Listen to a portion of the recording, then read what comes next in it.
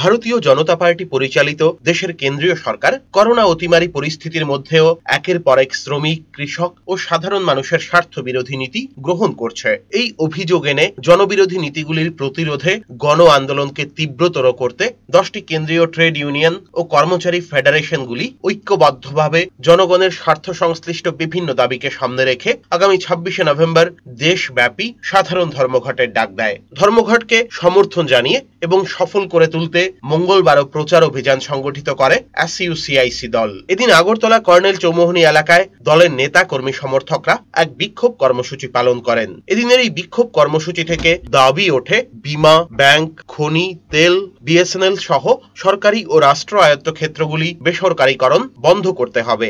অত্যাবশ্যকীয় পণ্য আইন সহ কৃষক স্বার্থবিরোধী কৃষি আইন বাতিল করতে হবে। বাতিল করতে হবে শ্রমিক স্বার্থবিরোধী শ্রম আইন সংশোধনী। এরকম একগুচ্ছ দাবিকে সামনে রেখে এদিন বিক্ষোভ সংগঠিত করে দল। বিক্ষোভে ধর্মঘটের দাবিগুলিকে সমর্থন জানিয়ে বক্তব্য রাখেন দলের রাজ্য সাংগঠনিক কমিটির সম্পাদক অরুণ ভৌমিক। শ্রী ভৌমিক কেন্দ্র ও রাজ্য সরকারের জনবিরোধী নীতির বিরুদ্ধে দেশব্যাপী গণ আন্দোলনকে শক্তিশালী করার লক্ষ্যে 26শে নভেম্বর সাধারণ ধর্মঘট সফল করতে সর্বস্তরের জনসাধারণের প্রতি আহ্বান জানান।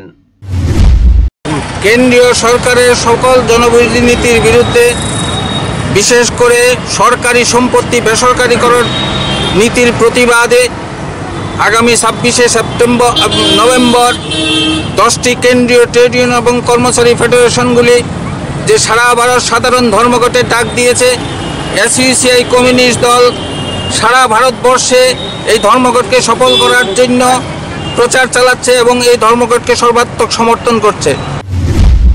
Bureau report, search India, TNN।